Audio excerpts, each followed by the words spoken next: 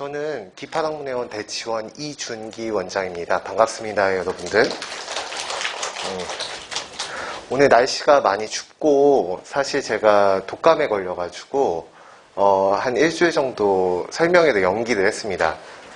제가 사실 코로나인 줄 알고 문자를 좀 적어놨었는데 그 내용이 잘못 전달되는 바람에 제가 이제 코로나 환자가 돼가지고, 네네, 제가 이제 자가격리 아닌 자가격리를 하고 지금 나왔거든요. 그래서 목이 많이 좋아지기는 했는데, 아직도 조금 목이 좀, 쇳소리가 난다던가, 그리고 코맹맹이 소리가 좀 있을 수 있어요.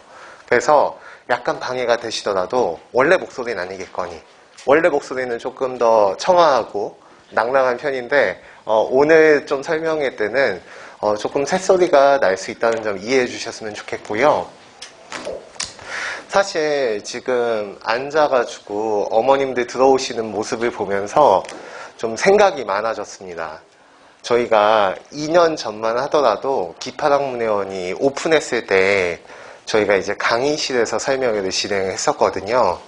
근데 그때 어머님들께서 한 20분 정도 와주셨었어요. 그래서 제가 20분 정도의 어머님들을 놓고 설명회를 진행했었던 기억이 났는데, 지금 오늘 같은 경우에는 한 250분 정도가 이제 설명회 예약을 해주셨어가지고, 많은 분들이 기파학문회원에 관심을 가져주시는구나. 그리고, 오늘 우리가 이야기할 이 초등 문해력이라고 하는 부분에 어머님들이 관심이 많으시구나, 라는 생각을 하고 있습니다. 근데 지금 우리가 초등 문해력이라고 하는 거에 대해서 이렇게 관심이 많구나 라는 건 사실 우리가 관심을 가져야 하는 이유라기보다는 다들 관심을 갖고 계신다라는 거겠죠. 그래서 저희 기파학문회원의 많은 학생들이 관심을 갖고 지금 학원에 다녀주는 이유, 그리고 어머님들께서도 관심을 가져주시는 이유는 사실 저희 학원이 뭐 특별하게 잘나서 혹은 특별하게 뭐 교재가 좋아서, 특별하게 수업을 잘해서 이런 거라고 생각하지는 않아요. 어떻게 보면 시대정신이라고 하는 게 초등 문해력에 관심을 가질 수밖에 없게 만들지 않았나. 그래서 오늘은 왜 우리는 초등 문해력에 이토록 관심을 갖고 있는가, 그 어떤 시대정신, 흐름, 이런 것들이 왜 만들어졌는가에 대해서 간략하게 설명을 해본 뒤에, 그리고 나서 학원에 대한 안내로 넘어가 보도록 하겠습니다. 그래서 한 전반부와 후반부 정도로 나뉘어져 있다고 생각해 주시면 되고요. 그러니까 이제 두 개로 나뉘어져 있다는 건 설명회가 그만큼 길 수 있다. 길 수 있다는 건 다소 지루할 수 있다. 라는 거겠죠. 그래서 설명회는 한 1시간 20분에서 30분 정도까지 될 수 있어요. 그래서 저희가 12시 반까지는 여기에 갇혀 있어야 되는구나, 이렇게 생각해 주시면 좋을 것 같습니다. 자, 한번 설명회를 본격적으로 시작을 해볼게요. 초등 문해력에 관심을 가져야 하는 이유, 그리고 우리가 관심을 갖는 이유. 일단 첫 번째로는 국어가 어려워지고 있기 때문입니다. 국어가 점점 어려워지고 있어요. 특히 수능 국어가 많이 어려워지고 있습니다. 우리는 단순히 어려워진다는 이야기만 듣고 있는데 실제로 통계를 보면 그게 한눈에 체감이 돼요. 2021학년도 수능의 국어 만점자는 151명입니다. 이 151명은 강남구가 아니에요. 강남구의 만점자가 아니라 전국에 있는 학생들 중에서, 수능을 치른 전국의 학생들 중에서 151명만이 국어에서 만점을 얻었다.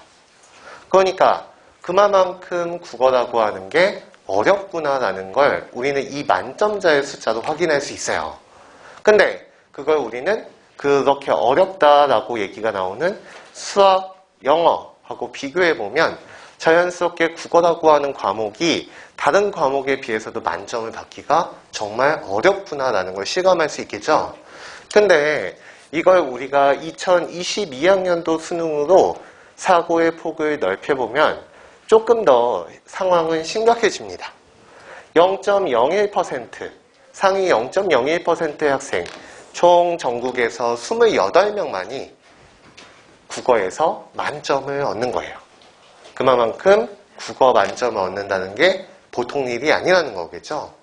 그러면 이렇게 어떻게 전국에서 단 하나 정도 구성될 정도의 학생들만 국어 만점을 받을 수 있을까? 이 국어라고 하는 시험이 어떤 점에서 잘못됐을까? 이걸 우리가 한번 생각해 볼 필요가 있다는 거죠. 그래서 지문을 가져와 봤어요. 2022학년도 대학 수학능력시험 문제예요. 이거를 보면 우리가 모든 지문은 다 볼 필요가 없고 일단 여기에 보면 가라고 적혀 있는 부분이 있을 거예요. 가. 그렇죠. 가라고 적혀 있는 부분이 있는데 이 가 같은 경우에는 우리가 나라고 하는 지문이 있다라는 거를 암시해 주죠. 그래서 가 지문은 어떻게 구성되어 있는지를 우리가 한번 살펴봐야 되겠구나. 가 같은 경우에는 지금 이렇게 변증법에 대해서 소개하는 문장으로 시작을 해요. 변증법이라고 하는 건 대등한 위상을 지니는 세 가지 법률의 병렬이 아니라 대립적인 두 범주가 조화로운 통일을 이루어가는 수렴적 상향성을 구조적 특징으로 한다라고 변증법의 구조적 특징을 이야기하면서 글이 시작하고 있어요. 그리고 나서 해겔 변증법에 대한 구체적인 설명으로 넘어가요. 해겔에게서 변증법이라고 하는 건 단순한 논증 방식을 넘어서 논증 대상 자체가 존재하는 방식이기도 하다. 이 논증 대상 자체가 존재하는 방식이라고 하는 게 다소 헷갈리고 난해할 수 있으니까 뒤에 자세한 설명을 달아줘요. 즉, 세계의 근원적 질서인 이념의 내적 구조도 이념이 시공간적 현실로서 드러나는 방식 역시도 변증법적이기 때문에 이념과 현실이라고 하는 게 하나의 체계를 이루며 두 차원의 원리를 밝히는 철학적 논증도 변증법적 체계성을 지녀야 한다라고 자세하게 설명이 나오지만 하나도 무슨 얘기인지 모르겠어요. 이게 정말로 난해해지는 거죠. 자, 그래서 해겔 변증법이라고 하는 게 단순한 논증 방식이 아니라 그냥 존재 방식이구나 라는 설명이 드러난다는 걸 우리는 확인할 수가 있겠죠. 다음 문단으로 가보면 해겔이라고 하는 인물은 미학 역시도 철저히 변증법적인 틀 안에서 다루고자 한다라고 해겔 변증법과 미학 간의 관계에 대해서 글이 확장되고 있어요. 여기서부터 우리는 글이 조금 어려워지는구나 라는 느낌을 받아요. 왜냐? 해겔 변증법만으로도 파악이 힘든데 이것과 미학과의 관계에 대해서 설명하는 글이기 때문에 그래요. 근데 우리는 한 가지 간과하고 있는 게 아까 제시문 가라고 적혀 있었죠? 그러면 제시문 나가 있다는 건데 제시문 나에서는 어떤 이야기를 하고 있느냐? 이 변증법이라고 하는 거는 굉장히 탁월한 방식이다, 논증 방식이자 존재 방식이다 라고 하는 이야기로 넘어가면서 마지막에 이렇게 나옵니다. 미학에 관한 한 그렇다라는 답변은 쉽지 않을 것이다 라는 이야기로 지금 남원단이 시작하고 있어요.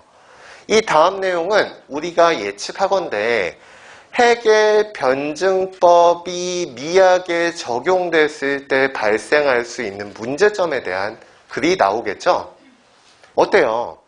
해겔 변증법만으로도 어려운데 그걸 미학적으로 적용하는 거 역시도 쉽지 않겠죠?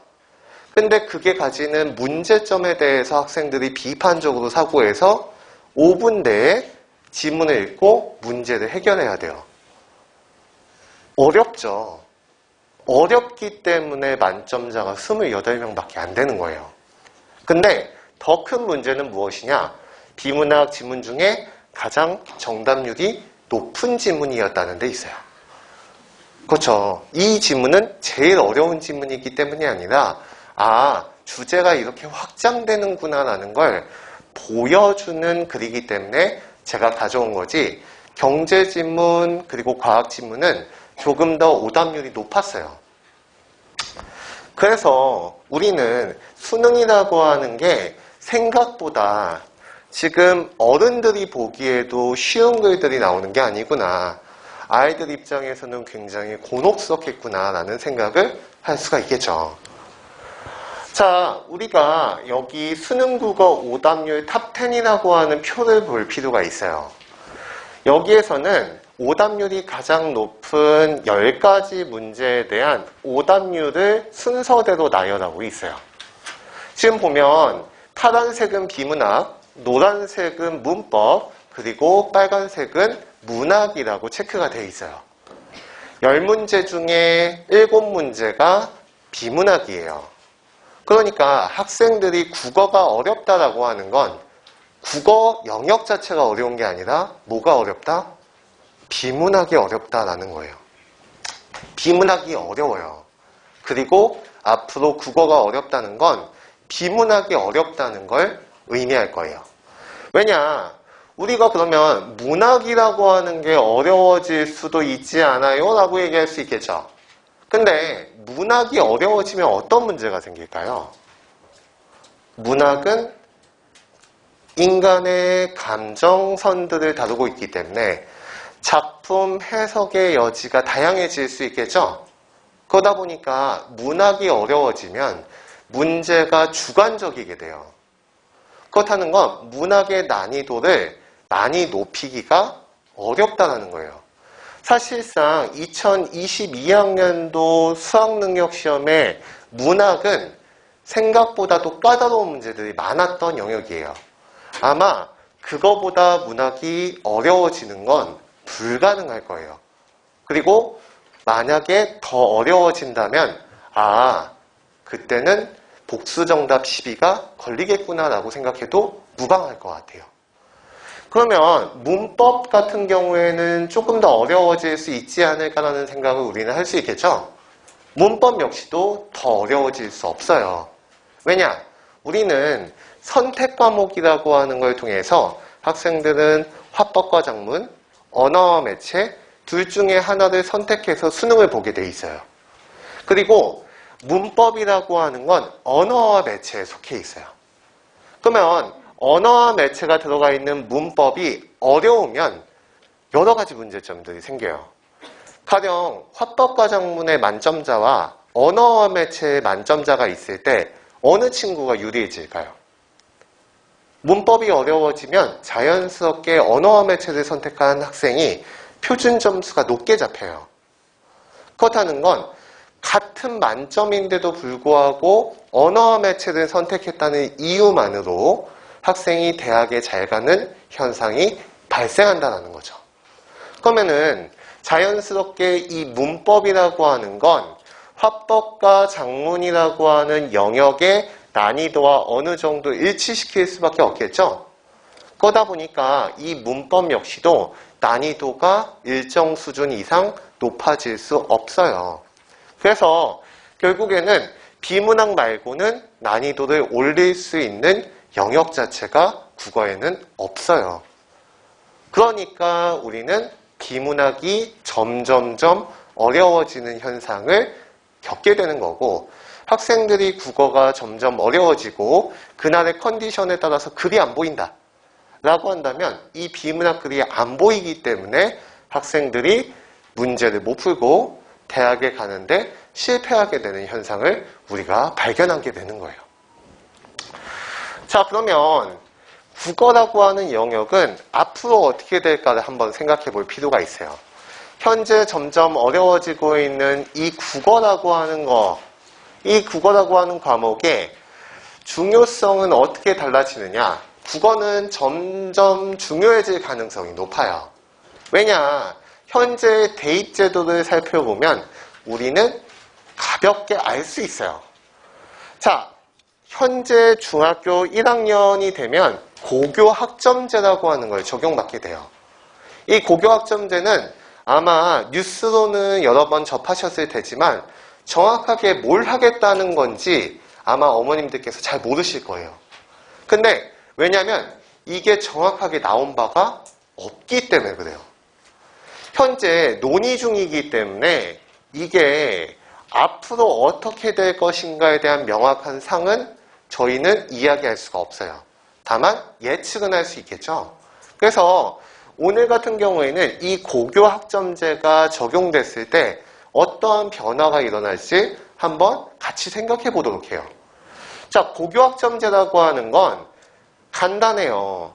고등학생도 대학생처럼 원하는 과목을 골라서 본인이 시간표를 짤 수 있게 하는 아주 훌륭한 제도예요. 그러니까 학생들이 나는 시인이 되고 싶다 라는 생각이 있으면 문학과 관련된 과목들을 선택해서 더 집중적으로 전문인의 길을 걸을 수 있도록 하겠다라는 거예요. 어때요? 굉장히 매력적인 제도죠? 굉장히 매력적이지만 여기에는 한 가지 간과하고 있는 점이 있어요.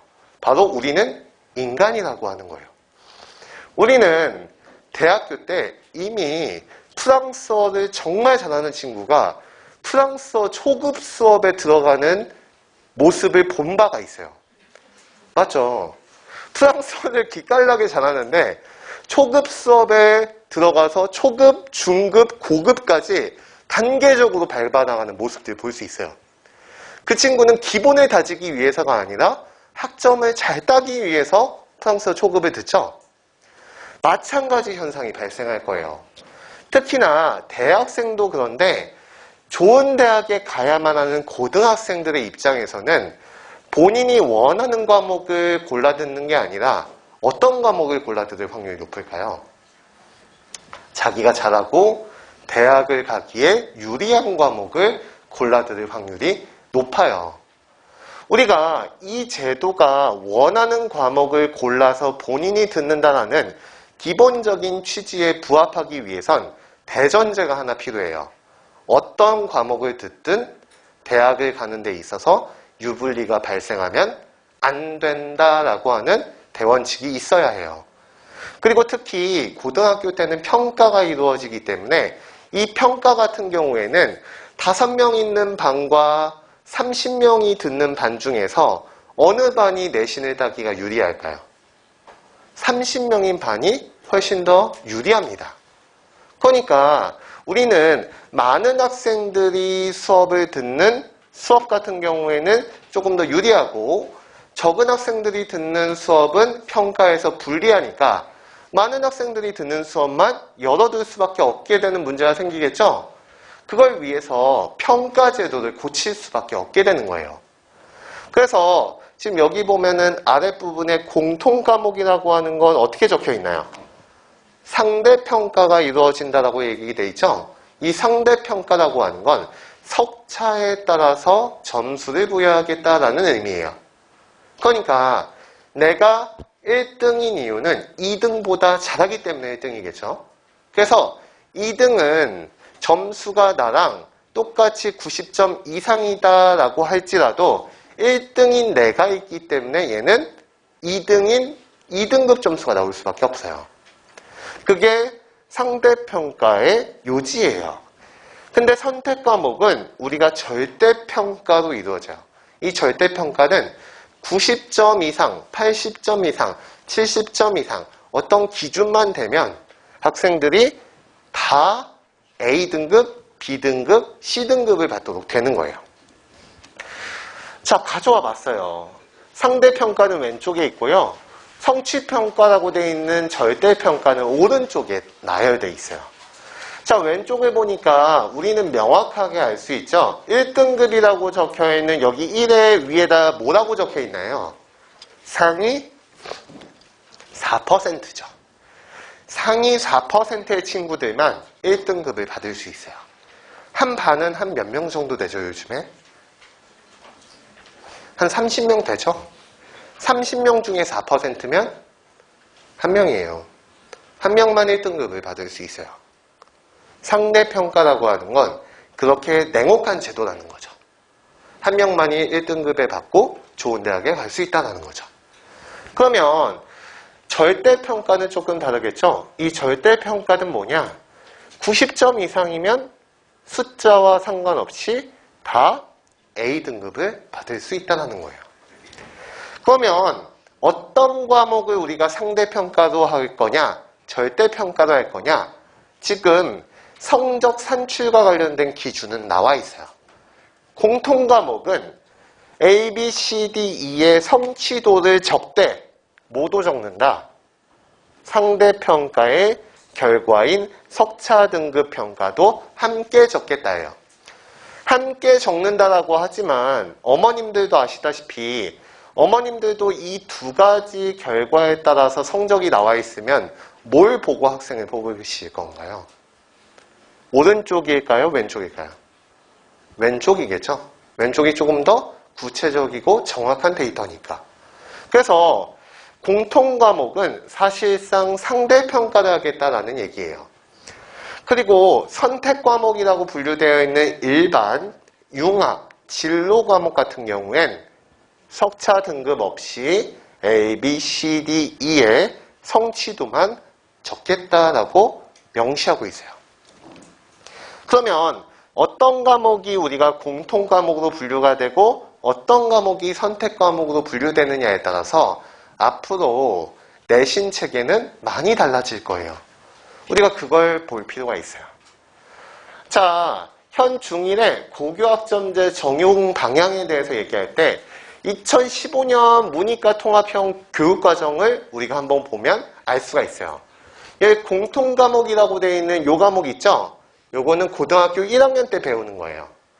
어때요? 약간 뭉뚱그려져서 적어져 있죠? 국어, 수학, 영어, 한국사, 통합사회, 통합과학이라고 하는 과목으로 적혀져 있어요. 이걸 우리는 고등학교 1학년 때 배우고 얘네들은 다 어떤 과목이 된다? 상대평가가 이루어지는 과목이 된다는 거예요. 그러면은 이제 여기 일반 선택과 진로 선택이라고 적혀져 있는 이 부분이 있죠. 얘네들은 절대평가가 이루어질 가능성이 높은데 이 중에서 일부 과목 같은 경우엔 가령 독서와 문학 이거는 우리가 수능을 보면 무조건 볼 수밖에 없는 영역이에요.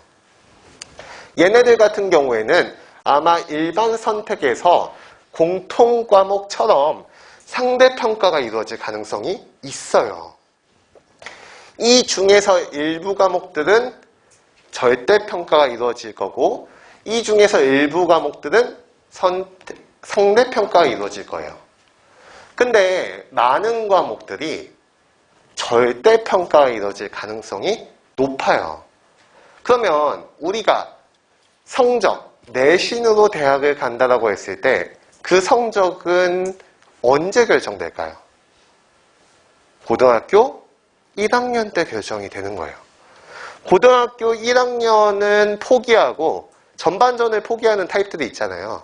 그래서 전반전은 포기하고 고등학교 2학년, 3학년 때 열심히 해서 복구해야 되겠다는 생각을 가지는 친구들이 있어요. 그런 친구들은 현재 제도에서는 복구가 가능해요. 왜냐? 2학년, 3학년 때도 상대평가를 통해서 어느 정도 비중이 나와 있기 때문에 그래요. 근데 문제가 되는 건 뭡니까? 우리가 이제 고등학교 2학년, 고등학교 3학년 때 대부분의 과목은 절대평가로 치러진다는 거죠. 그렇다는 건 잘 봐도 어차피 A라는 거예요. 그러면 사실상 변별력이 없겠죠? 변별력이 없기 때문에 고등학교 1학년 때 학생의 미래가 결정돼요. 그래서 고등학교 1학년 때 내신을 잘못 보면 대성학원에 가는 게 나은 현상이 생기는 거예요. 대성학원으로 뛰어가야 돼요, 이제. 그래서 지금 우리는 이제 내신이라고 하는 거는 앞으로 고등학교 1학년이 엄청 중요해지겠구나라는 생각을 가지셔야 돼요. 맞죠? 그리고 나서 그러면 수능 제도는 어떻게 바뀔까요? 생각해 봐야 돼요. 자, 일단 우리는 간단하게 교육 제도가 고교 학점제로 바뀐다는 걸 배웠죠. 그러면 교육이 바뀌는데 평가가 안 바뀌면 말이 안 되겠죠. 왜냐? 교육은 평가하고 같이 갈 수밖에 없어요. 교육이 바뀌는데 평가가 안 바뀐다는 건 어차피 사교육 시장에서 그 평가에 맞춰서 교육이 이루어진다는 걸 의미해요. 그러면 사실상 공교육 주기기가 될 수밖에 없기 때문에 교육이 바뀌면 평가도 바뀌어야 돼요. 그리고 그때의 평가는 저희 수능을 의미해요. 자, 그러면 여기 1안을 가져왔어요. 이 1안 같은 경우에는 현재의 수능 제도예요. 분홍색으로 되어 있는 건 상대평가 과목이고 파란색으로 되어 있는 건 절대평가 과목이에요. 지금 현재는 상대평가 과목이 국어, 수학, 그리고 탐구 과목 1, 2예요. 이때 탐구 과목 1, 2라고 하는 건 제가 사회를 듣고자 한다라고 하면 이 많은 과목 중에 저는 한국지리, 세계지리를 선택할 수 있다는 걸 의미해요. 그러면 두 개만 봐서 공부할 수 있게 되겠죠? 근데 이 현행제도를 유지할 수도 있겠지만 이 현행제도는 유지하지 않을 가능성이 높겠죠? 왜냐? 교육이 바뀌니까 평가도 바뀌어야 되기 때문에 그래요. 특히 요거는 말이 안 되는 게 지금 이때 탐구 과목 1, 2는 다 어떤 평가를 하기로 했어요? 절대평가를 하기로 했죠. 교육에서는 절대평가를 하면서 우리가 실제로 대학교 입학할 때는 상대평가로 치른다는 건 사실상 기만에 가깝겠죠. 맞죠? 그렇기 때문에 이거는 우리가 현행안을 유지할 수 없게 만드는 요소가 돼요. 그러면 자연스럽게 머리를 굴려보면 우리는 이안을 생각해 볼 수 있게 돼요. 이 이안은 무엇이냐? 탐구 과목 1, 2가 통합사회 통합과학으로 바뀌는 안이에요. 지금 통합사회 통합과학으로 바뀐다는 건 무엇을 의미하느냐? 고등학교 1학년 때 통합사회 통합과학을 우리는 상대평가로 배웠잖아요. 그러면 이걸 똑같이 수능에서도 상대평가로 시험을 치러서 우리가 결과를 도출하겠다는 의미가 돼요. 굉장히 합리적인 안이죠. 근데 이 안을 채택하는 순간 학생들이 굉장히 똑똑해지는 결과가 초래될 거예요. 왜냐? 통합사회와 통합과학이 상대평가로 나오는 순간 얘네들이 어렵게 출제가 되겠죠? 거기다가 시험 범위가 어떻게 되느냐?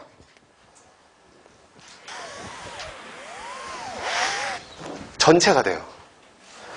통합사회에는 윤리와 사상도 나오고 정치와 법도 나오고 한국지리도 나오기 때문에 아주 아이들이 똑똑해지는 현상이 발생할 거예요.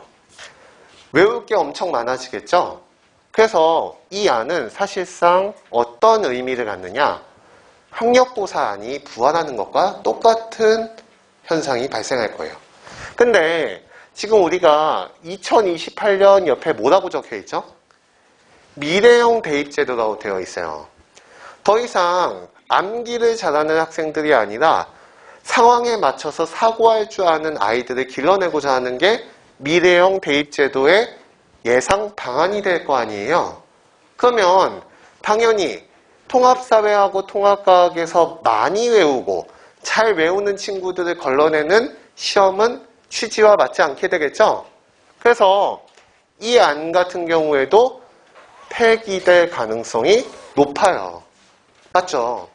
그러면 우리는 3안을 한번 가져올 필요가 있어요. 통합사회와 통합과학이 상대평가로 되면 학생들이 학습량이 너무나 많아지기 때문에 이 과목 역시도 절대평가로 내고 현재의 한국사처럼 쉽게 가자라고 할 수 있어요. 옛날에 국사가 선택 과목이었을 때 얼마나 국사가 어려웠습니까? 서울대 갈 친구들만 국사를 선택해야 됐기 때문에 사실상 국사의 난이도가 웬만한 영어 과목의 학습량보다 많았었어요. 근데 지금 한국사를 절대평가로 하니까 어때요, 학생들? 굉장히 쉽게 보죠? 그런 거랑 똑같은 거예요.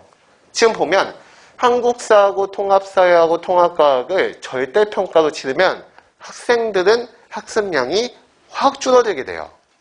그러면 이 안을 우리는 채택하면 되지 않느냐라고 하는데 이 안에는 아주 큰 문제가 있어요. 바로 무엇의 중요성이 너무 높아진다?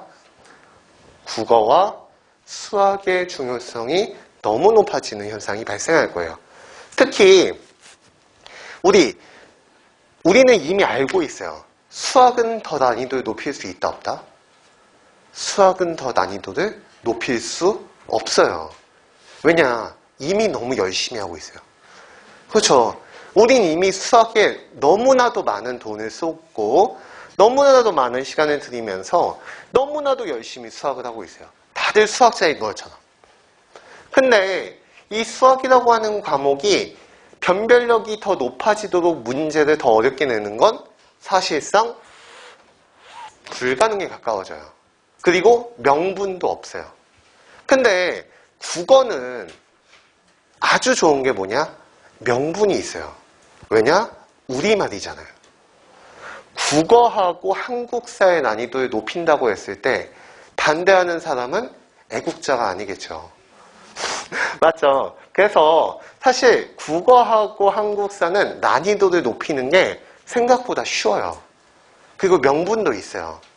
그러다 보니까 변별력을 높이기 위해서 수학은 현재 난이도를 유지하는 방안, 국어는 난이도를 높이는 방향으로 갈 수밖에 없게 됐는데, 이러면 현재도 국어가 어렵게 출제되는데 앞으로는 더 어렵게 출제될 수밖에 없는 안이 돼버리는 거예요. 이 사안은 그런 부담을 가지고 있는 안이에요. 그러면 우리가 사안으로 눈을 돌릴 수 있겠죠. 사안은 실제로도 언론에서도 많이 나오는 안 중에 하나예요. 모두 다 어떻게 한다? 다 절대평가로 바꾸면 되지 않느냐? 라는 안이죠. 이건 실제로 국어부터 시작해서 통합과학까지를 다 어떻게 하겠다? 절대평가로 만들어서 수능을 자격고사로 만들겠다라는 의미예요. 자격고사로 만든다는 건 학생들이 같은 등급을 받았을 때 구별할 수 있는 방법이 있다 없다?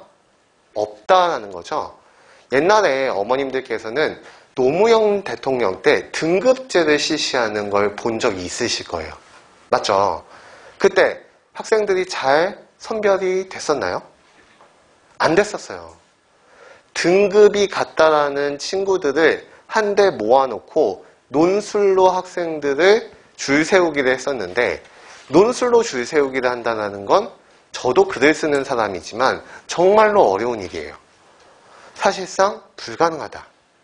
그러면 이 안은 어떤 의미를 갖느냐?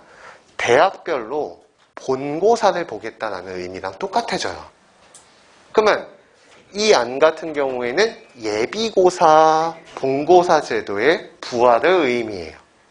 그렇죠.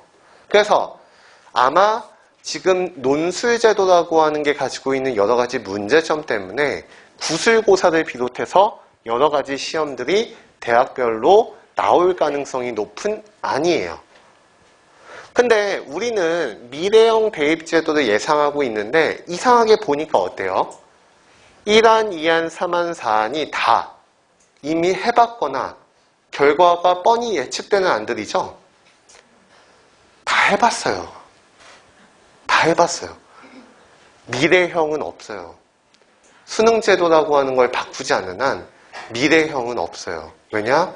이미 30년 동안 해볼 만큼 다 해봤어요. 근데 우리는 알고 있는 거예요. 해볼 만큼 다 했지만 기댈 수 있는 건 뭐밖에 없다? 수능밖에 없다라는 걸 인정할 수밖에 없는 거예요. 왜냐?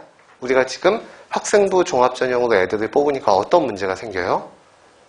엄마가, 아빠가 PD라서 방송국 인턴을 하고 있어요, 얘가. 그리고 갑자기 병원에서 레지던트 생활을 하면서 소논문을 쓰고 있는 이상한 현상이 발견되는 거예요.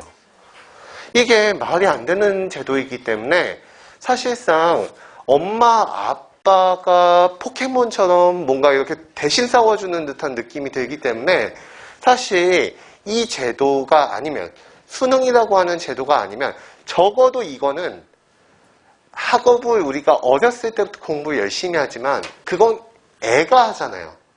시험도 애가 보잖아요.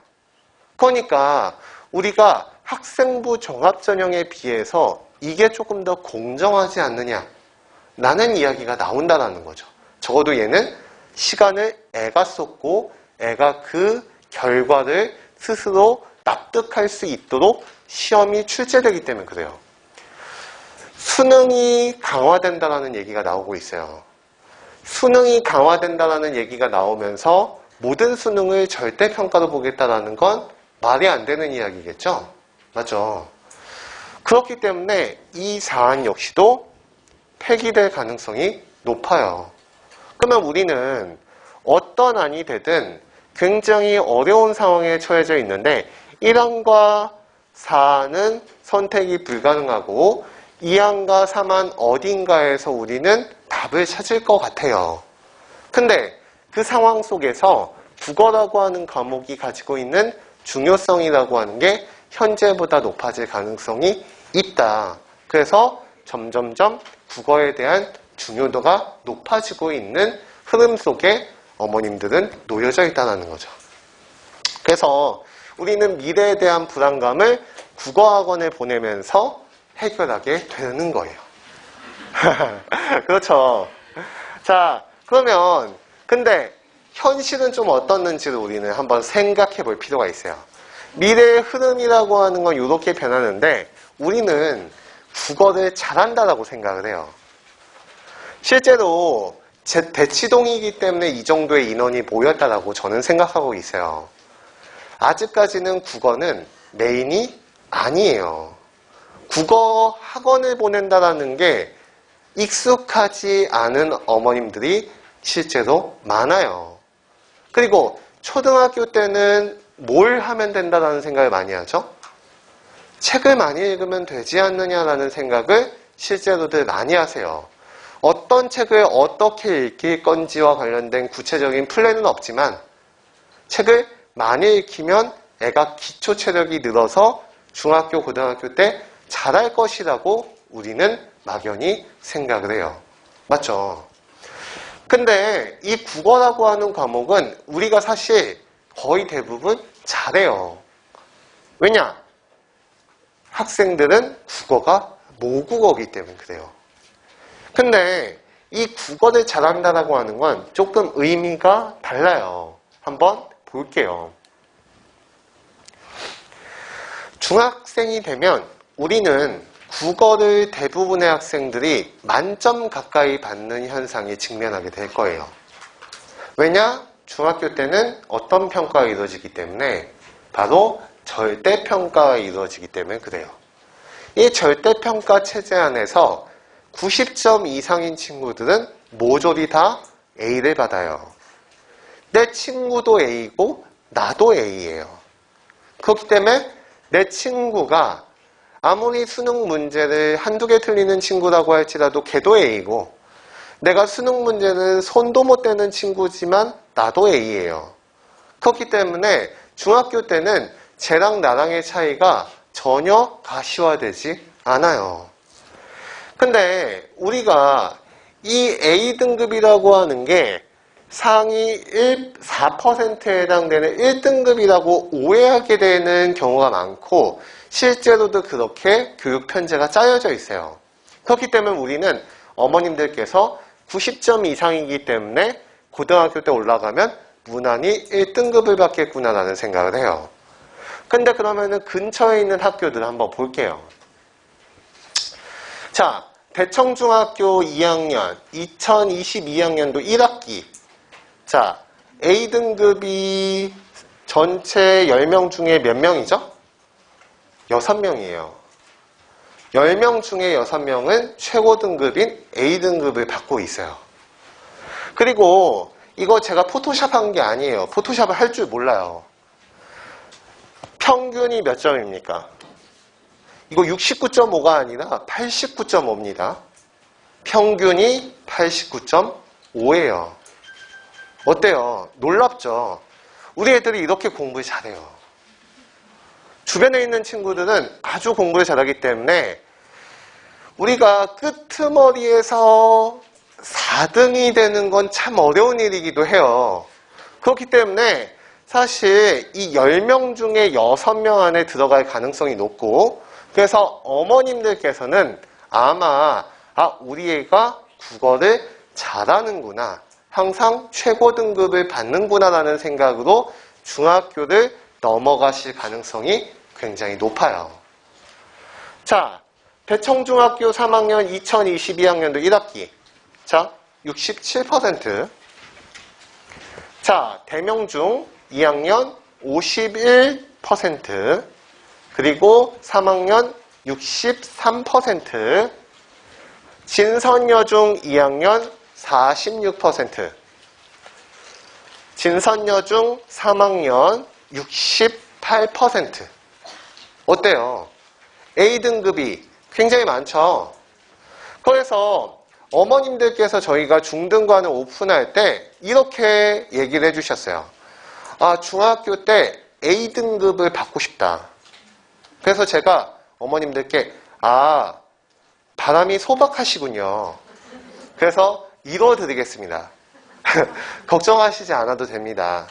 A등급은 사실 쉽게 맞을 수 있고 아마 A등급을 계속 받으면서 졸업하시게 될 가능성이 높습니다 라고 이야기해드려요. 그건 저희가 아주 잘나서 교육을 잘하기 때문이 아니라, 자, 그리고 나서 학생들이 이렇게 책을 사실적 이해를 채우게 되면 선생님들은 오독한 부분이 없는지를 체크해주고 바로잡아주고 나서 추론적 이해로 넘어가요. 이 추론적 이해는 책에 숨어있는 작가의 주제의식이라던가 보다 심화된 문제들에 대해서 질문을 던지고 답을 하는 과정으로 이루어져 있어요. 그래서 학생들 같은 경우에는 이 추론적 이해에 대한 답을 쓰고 나서 발표를 하고 다른 친구들의 생각을 듣는 과정으로 수업이 진행돼요. 그리고 나서 1주차의 과제는 일단 1주차의 과제로는 책과 관련된 어휘를 외워오는 거예요. 저희는 어휘와 관련돼서는 대원칙이 하나 있어요. 읽지 않은 어휘는 암기시키지 않아요. 우리가 글을 읽지 않았음에도 불구하고 어휘를 외우게 하면 가나다 순으로 애들이 어휘를 외운다거나 그러겠죠? 사실 그래서 이런 류의 어떤 것들, 사실 지금 어휘 책을 저희가 드렸지만 저는 저 어휘 책을 드리는 걸 그렇게 좋아하지 않아요. 본사의 방침이기 때문에 나눠주긴 하지만 저건 사실 쓰레기라고 생각해요. 근데 그 이유는 왜냐, 사실 저 어휘가 외워져서 학생들에게 피와 살이 될 거라는 확신이 저한테는 없기 때문이에요. 어떻게 아이가 글을 읽지 않은 어휘를 외울 수 있겠어요? 글을 읽고 어휘를 정리하는 건 국어의 기본이에요. 그렇기 때문에 저희는 교재를 만들 때 책에서 읽은 어휘를 정리해서 외운다예요. 그렇기 때문에 저희는 어휘 같은 경우에도 가장 정석적으로 공부시켜요. 자, 그리고 여기 독서 퀴즈 같은 경우에는 저희는 일단 독서 퀴즈도 열심히 만드는 편인데 그냥 다 저희의 커리큘럼 그냥 열심히 하고 있습니다 밖에 없어요. 근데 이 독서 퀴즈에서는 저희는 유치한 문제가 없어요. 그러니까 뭐 암탉이 알을 낳는데 알의 개수가 6개인가요? 5개인가요? 이런 류의 퀴즈를 내지 않는다는 거예요. 그런 쓰잘데기 없는 퀴즈를 내지 않는 이유는 이 독서 퀴즈를 통해서 저희가 하고자 하는 바가 명확하기 때문에 그래요. 이 독서 퀴즈는 저희는 이런 생각을 가지고 있어요. 마당을 나온 암탉이라고 하는 게 수능 문제로 출제가 된다면 어떤 식의 문제가 나올까?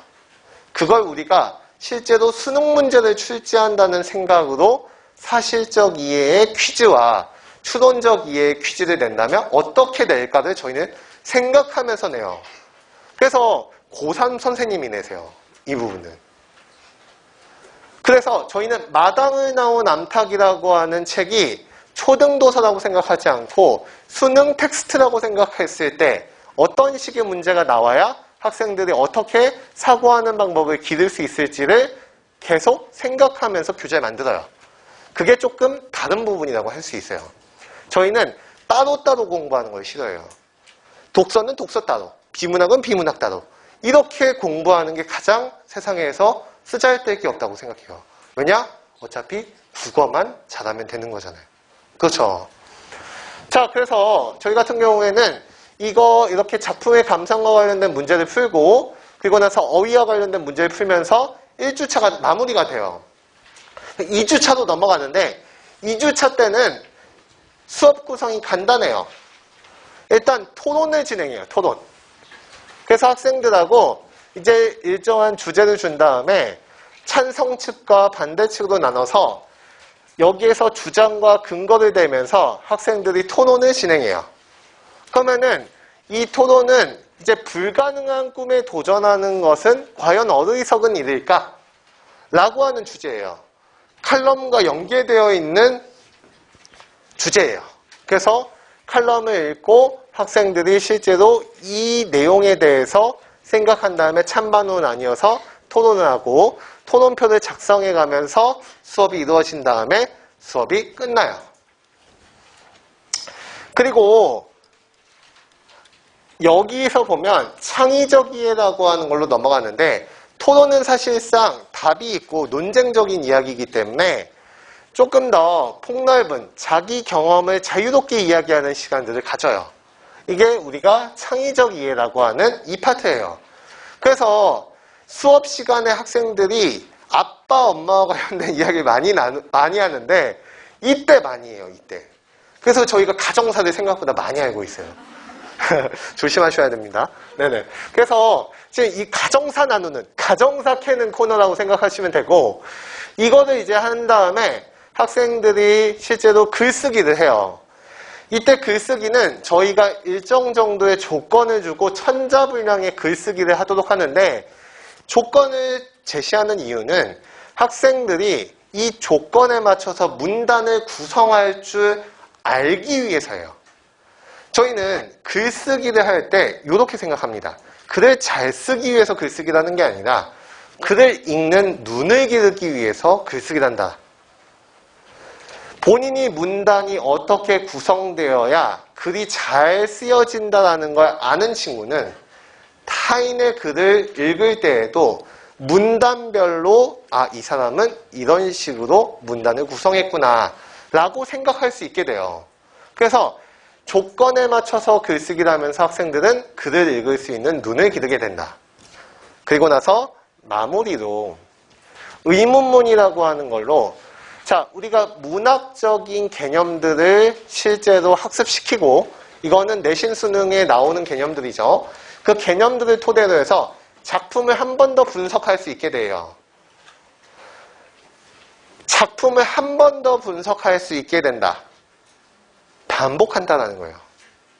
결국 아까 제가 길게 이야기했지만 핵심은 그냥 작품을 반복해서 다양한 방식으로 여러 번 읽히겠다예요. 그래서 저희의 커리큘럼은 한 가지 자신할 수 있는 건 학생들이 적어도 이런 얘기 하진 않아요. 엄마, 내가 그 책 읽었다고? 는 안 해요. 많은 학원에서 그 책 읽었다고 하는 얘기를 수도 없이 들어본 어머님들은 아마 저희 학원의 학생들이 적어도 순서까지는 기억한다는 걸 아실 거예요. 이 책 읽고 이 책 읽고 이 책 읽었잖아 엄마 라고 하는 얘기까지는 들으실 거예요. 그 친구 이건 애석하지만 머리가 좋아서가 아니라 프로그램을 잘 찾기 때문이에요. 그거는 왜냐? 학생들이 같은 글을 여러 번 보도록 하기 때문에 자연스럽게 학생이 책의 내용이 많이 기억날 수 있도록 오래 기억날 수 있도록 커리큘럼을 설계해놨기 때문이에요. 그래서 반복에 초점이 맞춰져 있다라고 생각하시면 돼요. 자, 그리고 우리가 비문학 독해로 넘어가는데 저희는 비문학 독해를 할 때 일정 정도의 생각이 있어요. 한번 말씀드리면 일단 저희는 가공된 텍스트를 읽는 걸 싫어해요. 왜냐? 애들을 온실 속의 화초처럼 기르고 싶은 생각이 없어요. 왜냐? 세상은 온실이 아니기 때문에 그래요. 아무도 이 학생이 초등학교, 중학교, 고등학교 올라갈 때 옆에서 모든 글을 초등학생 스타일대로 번역해 줄 수 있는 학부모님들은 안 계세요. 근데 초등학교 책들 같은 경우에는 어려운 글을 가져오되 어려운 글을 단어도 바꾸고 문장도 잘게 쪼개가지고 학생들이 파악하기 좋게 만들어줘요. 그래서 학생들은 엄마 문제집에서 보는 글하고 신문에서 보는 글이 너무 달라 라는 얘기를 하게 돼요. 당연하겠죠. 다르게 만든 거니까. 근데 왜 억지로 다르게 만듭니까? 어차피 애들이 읽어야 되는 글은 그런 글들이 아닌데요. 그러면 사실상 아이들이 정말로 어른들도 그리고 세상에서 읽는 통용되는 실제적인 텍스트들을 읽도록 어머님들이 자주 노출시켜주는 게 어머님들의 역할 아닙니까? 그리고 교육자의 역할 아닙니까? 그래서 저희 같은 경우에는 가공된 텍스트가 아닌 실제적인 텍스트를 읽어서 읽기는 어렵지만 효과적인 학습이 가능하도록 설계해놔요. 그러다 보니까 읽기 어려워요. 읽기가 어렵기 때문에 테스트도 보는 거고 진급 테스트에서도 탈락을 시키는 거예요. 애들을 괴롭히기가 아니에요. 근데 저희가 정말로 자신할 수 있는 건 다양한 분야의 폭넓은 배경 지식이 향상될 거예요. 애들이 저희 기파학문회원을 다녔을 때 엄마, 내가 조금 똑똑해지고 있는 것 같아 라는 얘기를 해요. 똑똑해지고 있다는 제가 생각하기로는 이런 것 같아요. 학생들은 책을 읽을 때 너무 비효율적으로 읽어요. 의학과 관련된 책을 소개해주면 아이는 250쪽짜리 의학책을 읽어요. 근데 그 중에서 아이가 읽기에 너무나 상세한 내용이 60에서 70% 이상이에요. 의학을 전공한 분도 야, 이 내용은 나도 잘 모른다 라고 하는 내용이 그 책에는 속해 있어요. 왜냐? 당연한 거예요. 우리는 책을 60쪽짜리 책을 안 내잖아요. 책을 실제로 써보면 알아요. 저도 책을 써봤지만 사실상 책을 쓸 때 60쪽, 70쪽 정도가 제가 하고자 하는 이야기의 거의 전부예요. 근데 그 이상은 책의 구성을 맞추기 위해서 우리가 다시 섞는 내용들이에요. 추가하는 내용들이란 말이에요. 그런 것들은 책의 기획 의도하고도 약간씩 벗어나 있고 학생들이 읽기에는 너무 디테일하고 세부적이고 어차피 읽어봤자 휘발되는 내용들이에요. 그러니까 즉 효율적이지 않은 학습을 하게 만드는 요소예요. 그렇기 때문에 비문학 책을 읽을 때 가령 파이어족이라고 하는 게 경제적으로 자립해서 자발적으로 조기 은퇴하는 사람들을 일컫는 용어다. 이 파이어족이라고 하는 게 요즘에 나오고 있는데 얘네들 때문에 어떤 문제가 발생한다 라고 하는 정도를 애들이 요 정도의 글만 읽으면 파이어족에 대해서 이해를 해요. 근데 파이어족과 관련된 250쪽짜리 책을 읽을 필요가 없단 말이에요. 초등학교 때는. 그러니까 저희는 아이들이 폭넓은 배경지식, 사회현상과 관련된 폭넓은 배경지식을 학습하도록 여러 가지들을 다루고 있는 글들을 선정해요. 그래서 애들이 배경지식이 향상된다 라는 얘기를 하고 좀 똑똑해지고 있는 것 같다라고 얘기하는 것 같아요. 그리고 한 2년 정도 학습하면 아마 그런 현상이 나타날 텐데 주변의 입학 테스트가 좀 쉽다라는 얘기를 많이 할 거예요. 저희 친구들이 그런 얘기를 많이 하는데 그렇다고 해서 잘 본다는 게 아니에요. 잘 본다는 건 아니지만 평상시에 기파랑에서 읽던 글들보다 교과서의 내용 혹은 중학교 입학 테스트의 내용은 너무나 쉽다. 그래서 글이 읽기에 너무 손쉬운 글들만 나왔다 라고 얘기를 해요. 결국 어려운 글에 대한 면역력을 길러서 학생들이 어려운 글이 나왔을 때 자연스럽게 읽어내도록 기르고 있다. 그래서 그게 저희가 가지고 있는 모토라고 생각해 주시면 좋을 것 같아요. 그러면 교재를 어떻게 구성하느냐? 여기에서 5분 정도 걸릴 것 같습니다. 교재는 저희가 문장 성분 파악이라고 해서 이렇게 개념을 소개해 줘요. 주어, 서술어, 목적어 이런 것들을 만약에 설명해 준다고 하면 여기 보면 우리는 일상에서 약자를 돕는 것은 옳다와 같은 도덕적 판단을 한다라는 문장이 있죠. 그러면 모든 언어는 주체와 그 주체를 설명하는 서술어로 구성되어 있기 때문에 우리는 한다라고 하는 이 서술어에 해당하는 주체가 누군가를 고민해야 돼요. 우리는이겠죠. 그러면은 학생들은 생각보다 이 주어를 잘 못 찾아요. 행위가 있으면 그 행위를 하는 주체가 누군지를 학생들은 잘 몰라요. 그리고 그 행위가 미치는 객체가 누군지도 잘 몰라요. 문장을 오독한다라는 거예요.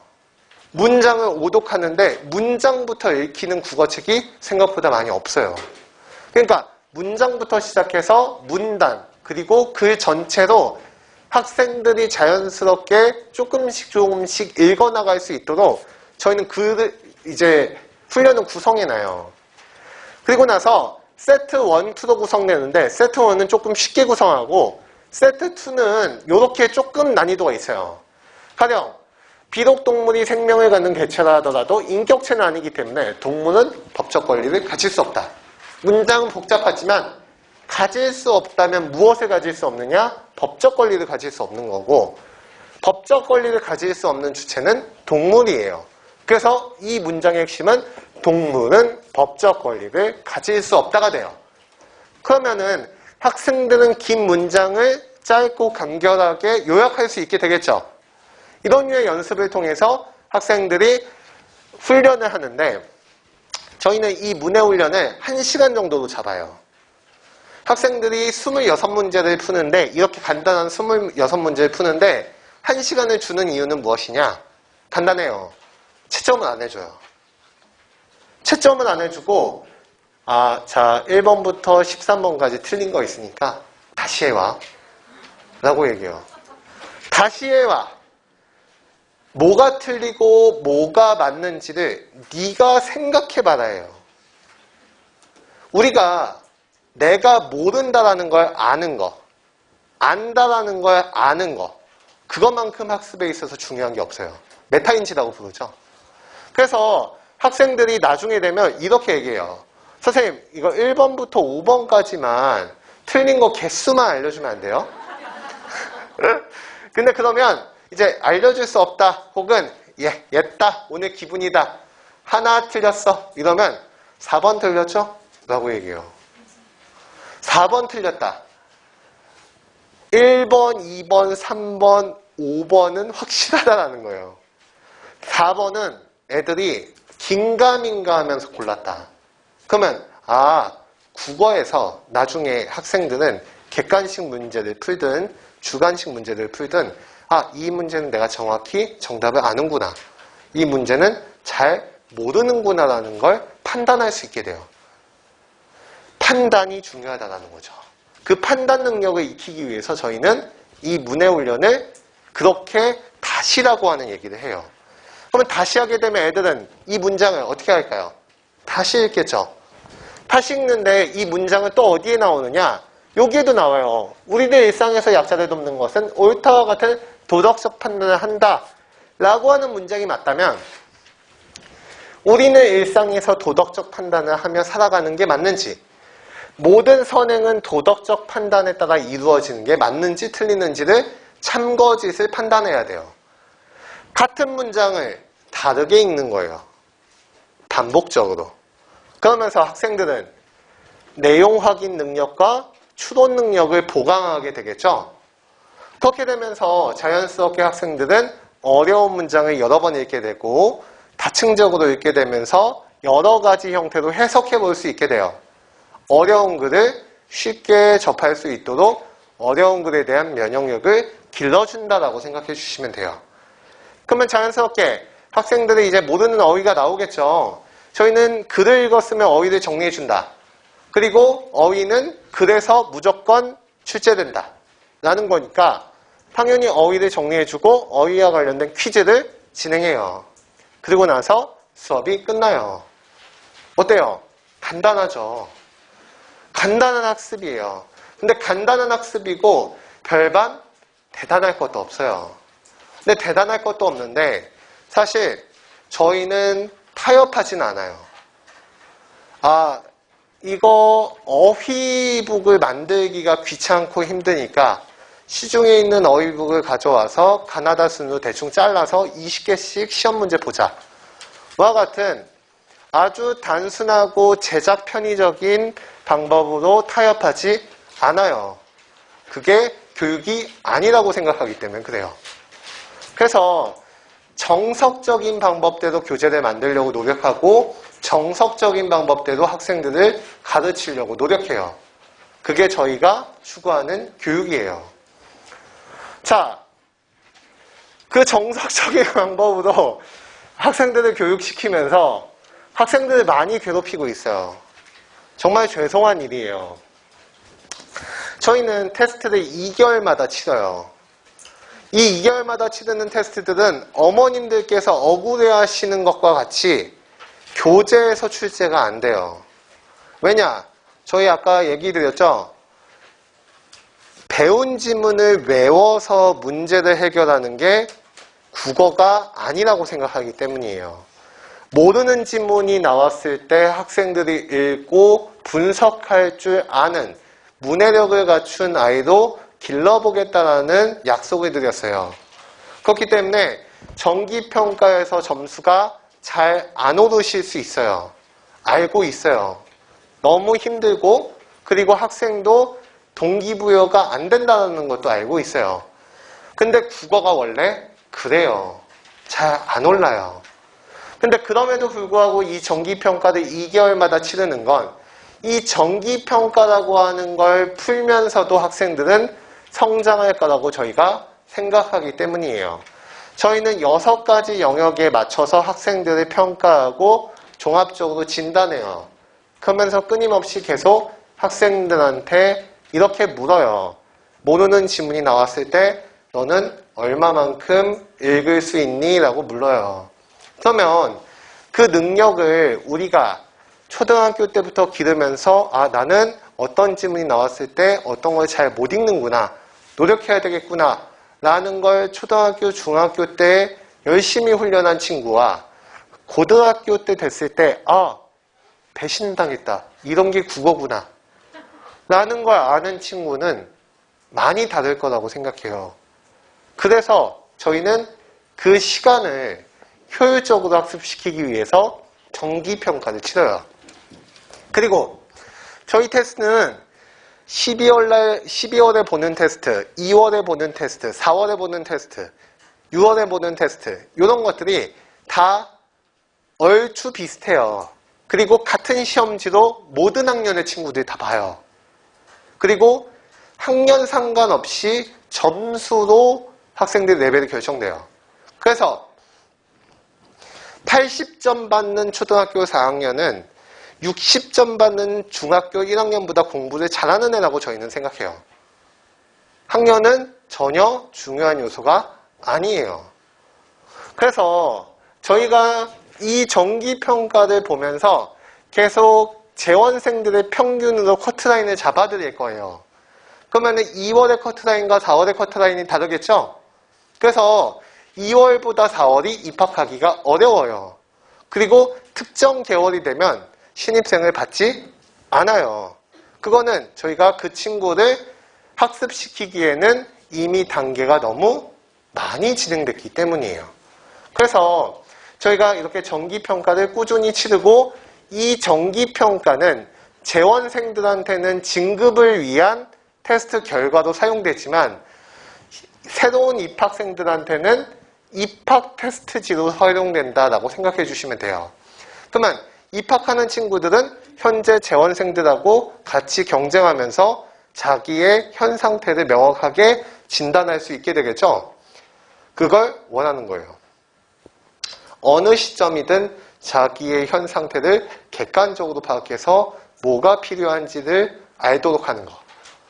그게 설령 부족하다라는 아픈 인식이라고 할지라도 우리는 계속 어머님들께 말씀드리려고 해요. 부족하다.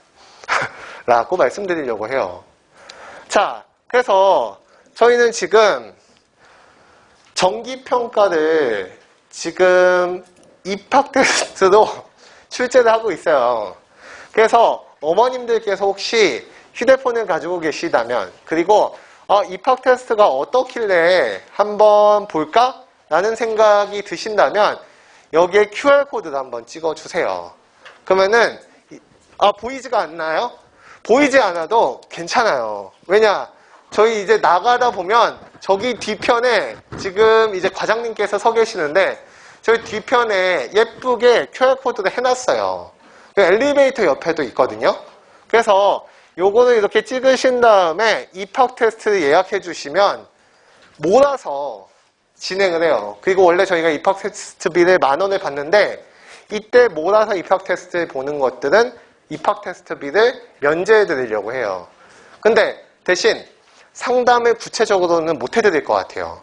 왜냐? 한 번에 한 35명 정도를 보려고 하고 있기 때문에 상담이 개별적으로 이루어지는 시간이 많이 짧아질 수 있을 것 같아요. 그래서 저희가 이제 전화로 상담이 이루어질 수 있다. 그리고 이제 요거 같은 경우에는 이제 제가 이제 벗어나거나 아니면 제가 이게 설명회가 끝나면 요거를 틀어놓을 테니까 가까이 와서 찍으셔도 좋을 것 같아요. 자, 입학 테스트 같은 경우에는 저희가 12월 17일 토요일 날 오전 11시 그리고 오후 1시 30분 그리고 6시에 치러요. 1시간 동안 치르는데 1시간 반이 소요된다는 건 어떤 의미냐? 수업 안내가 있기 때문이에요. 그래서 시간 안내를 비롯해서 어떻게 마킹해야 되는지 이런 것들과 관련된 안내가 이루어질 거기 때문에 11시에 학생이 오게 되면 12시 반에 귀가하게 될 거예요. 시험 장소는 중등간이 있는 곳인데 저희 중등간을 많이들 모르세요. 얘가 지금 이렇게 잘려 있지만 롯데백화점이에요. 롯데백화점의 뒤를 보면 베스킨라빈스가 1층에 있어요.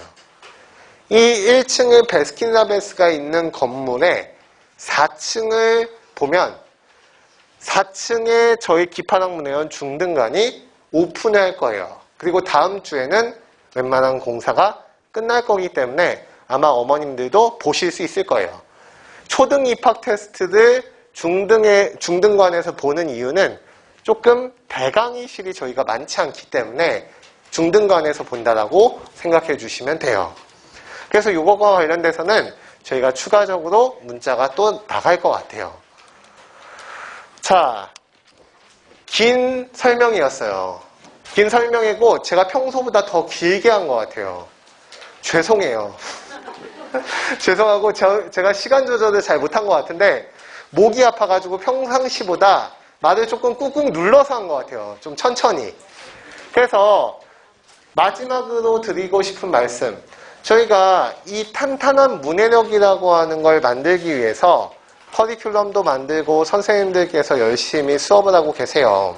그래서 어머님들께서 발빠르게 움직여 주신 덕분에 학생들이 문해력을 키우고 점수를 올리는 데 있어서 필요한 시간을 많이 버신 것 같아요.